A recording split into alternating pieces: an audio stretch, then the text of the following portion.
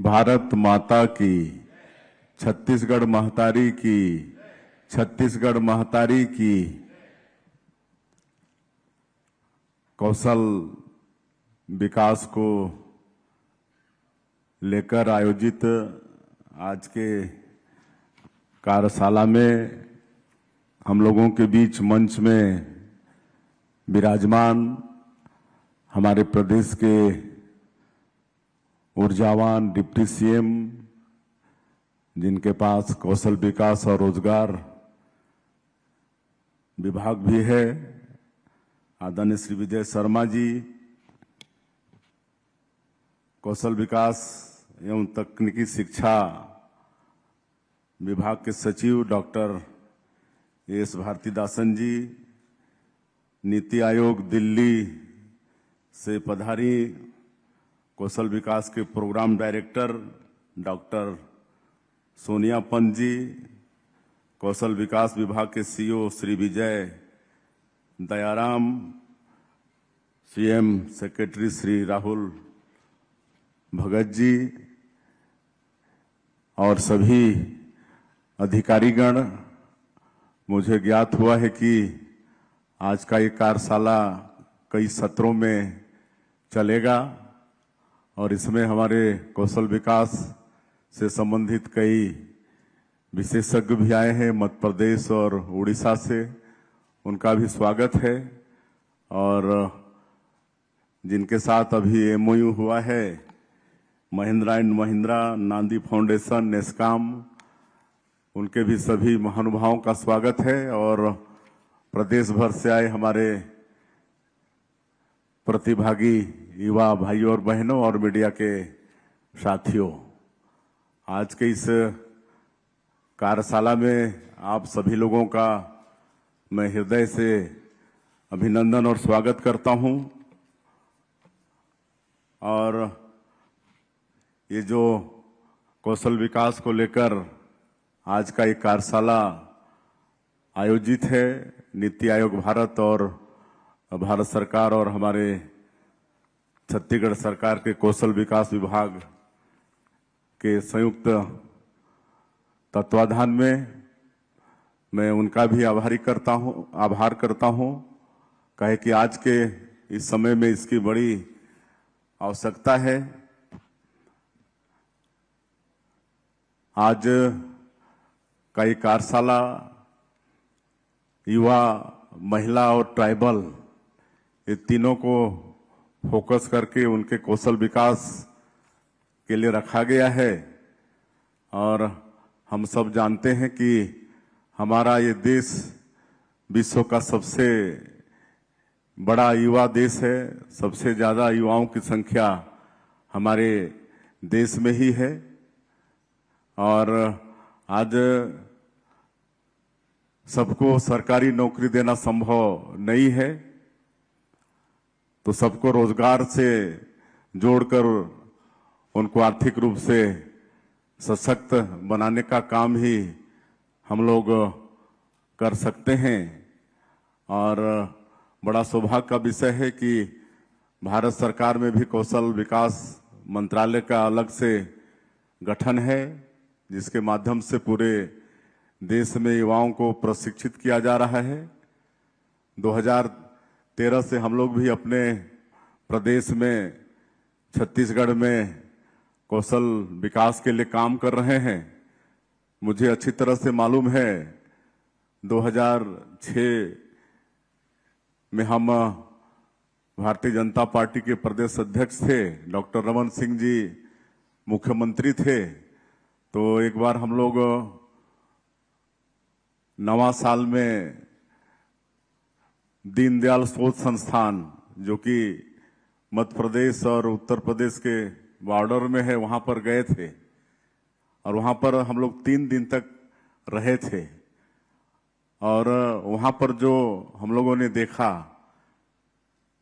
कि वो दीनदयाल शोध संस्थान एक संस्थान जिसके संस्थापक थे नानाजी देशमुख, जो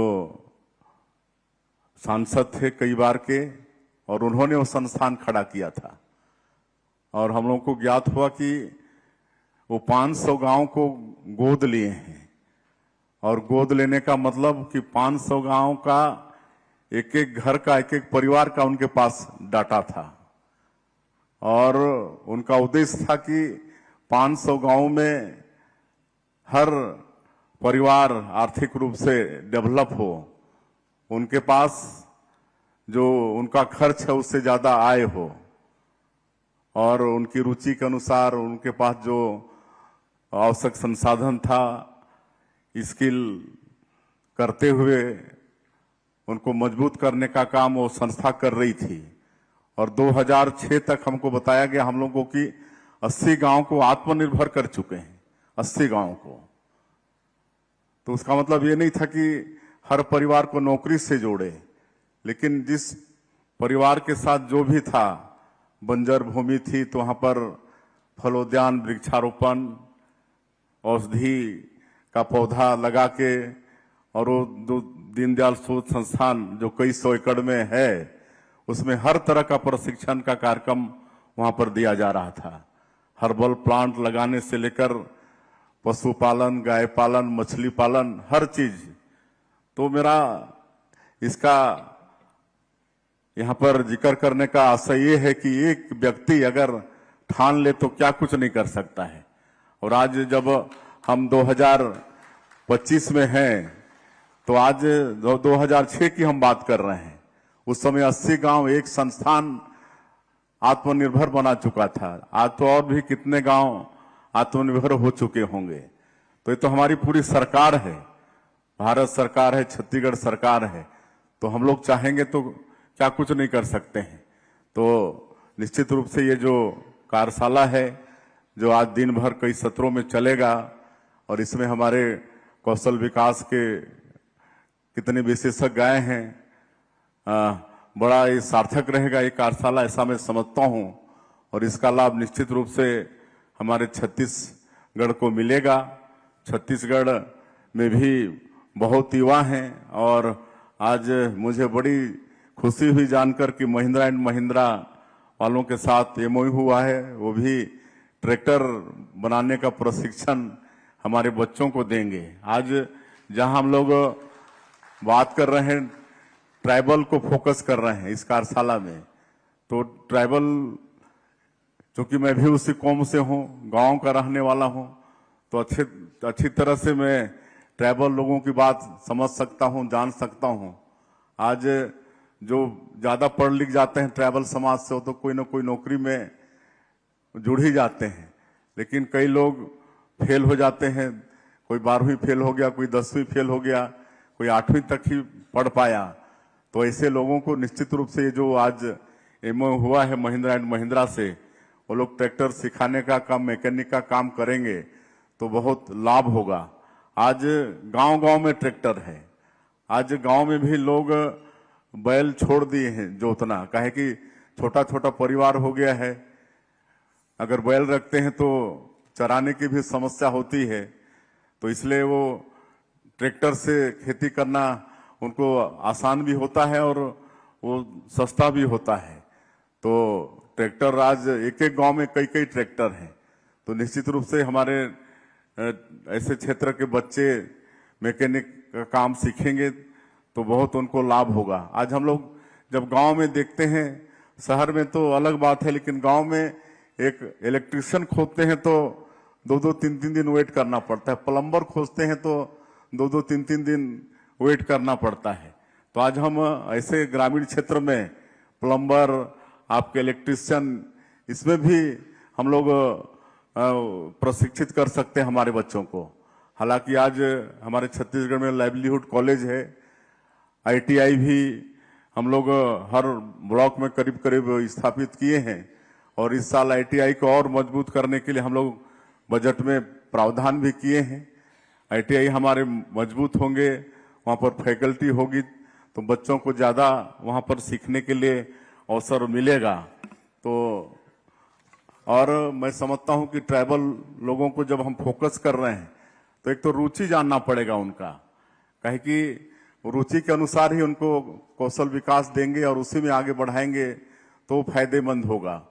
और जहां तक हमारा जो ट्राइबल है वो कोई उसको बिजनेस व्यवसाय पकड़ा देंगे तो उसमें वो फेल हो जाएगा।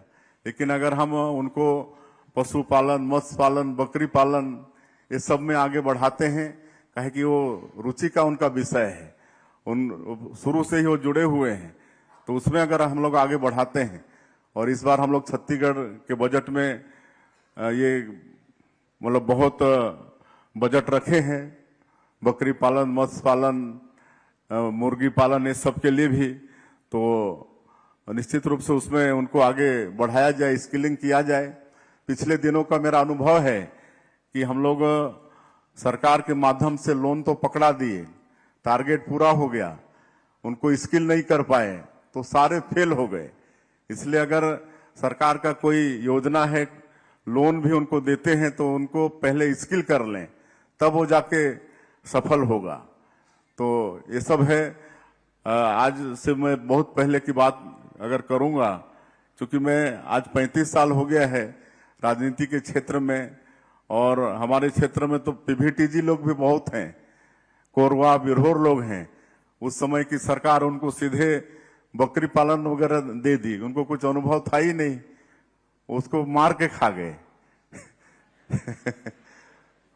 मार के खा गए। तो ये सब होता है, इसलिए उनको उनके रुचि के अनुसार, अलग अलग लोगों की अलग अलग रुचि हो सकता है, रुचि के अनुसार उनको स्किलिंग करेंगे। फॉरेस्ट प्रोड्यूस, सैकड़ों तरह का फॉरेस्ट प्रोड्यूस है।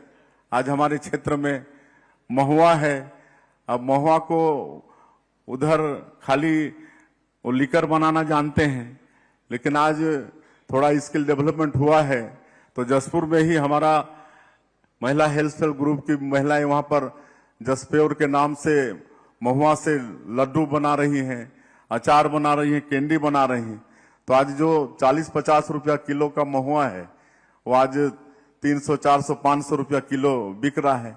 तो इस तरह से अनेक फॉरेस्ट प्रोड्यूस हैं ट्राइबल क्षेत्र में। आपका महुआ है, इमली है, साल सीड है, उधर तरह तरह के नेचुरल जैक फ्रूट वगैरह हैं।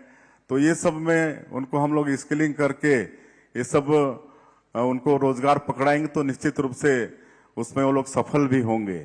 तो और खेती में भी इनको आगे बढ़ा सकते हैं, खेती में भी सब्जी भाजी ये सब का भी स्किलिंग करा के मतलब उनको आगे बढ़ा सकते हैं। और जहां तक युवा लोग हैं, आज प्रधानमंत्री मुद्रा योजना है, तो एक स्किलिंग के साथ साथ एक अलग से उनके हेल्प के लिए, कहे कि मैं जानता हूं ग्रामीण क्षेत्रों में अगर कॉर्पोरेशन नहीं मिला अपने को, उनको मतलब बैंक वगैरह का, तो एक बार दो बार जानने के बाद वो छोड़ देते हैं, वो ज्यादा परिश्रम करना जानते नहीं हैं। एक बार दो बार में उनको लोन वगैरह सब मिल गया, तब तो रोजगार से जुड़ते हैं, नहीं तो ज्यादा वो मतलब वो जाना भी पसंद नहीं करते हैं। तो ये सब भी देखना पड़ेगा। स्किलिंग के साथ साथ उनको बैंक वगैरह से लोन भी आसानी से मिल जाए, ये भी चिंता करनी पड़ेगी। और महिलाएं, आज महिला स्व सहायता समूह का जब से गठन हुआ है, बहुत आगे आई हैं महिलाएं भी। आज कई जगह महिलाएं बहुत अच्छा काम कर रही हैं, ड्रोन चलाना भी आज सीख गई हैं, उससे दवाई और उर्वरक वगैरह की छिड़काव भी कर पा रही हैं। और कई जगह साबुन, अगरबत्ती ये सब बनाने का काम भी महिलाएं कर रही हैं। तो ऐसे महिलाओं की जब हम बात करते हैं तो उनको भी चिन्हित करके, कौन साबुन बनाना चाहती है, कौन महिला हेल्थ ग्रुप, कौन अगरबत्ती, कौन अचार पापड़, तो उनके रुचि के अनुसार उनको स्किलिंग करके उनको आगे बढ़ाएंगे। तो निश्चित रूप से जो आज की कार्यशाला का जो उद्देश्य है, यूथ, महिला और ट्राइबल, इनको हम लोग आगे बढ़ा पाने में सफल होंगे। और जैसा हमारे डिप्टी सीएम साहब बता रहे थे कि हमारी सरकार रोजगार पर विशेष ध्यान दे रही है। हम लोग जो न्यू इंडस्ट्रियल पॉलिसी जो हम लोग लाए हैं, उसमें विशेषकर हमारा सरगुजा और बस्तर संभाग को फोकस किए हैं, जो जनजातीय बाहुल्य है। और जो अगर ST SC महिला, कोई दिव्यांगजन है, कोई अग्निवीर का रिटायर है, तो उनके लिए विशेष रियायत भी दिए हैं। और अगर कोई उद्यमी अपने उद्यम में 1000 रोजगार देता है तो उसके लिए नई इंडस्ट्रियल पॉलिसी में 20 स्पोक की नीति लाए हैं। कई तरह की उनको सहूलियत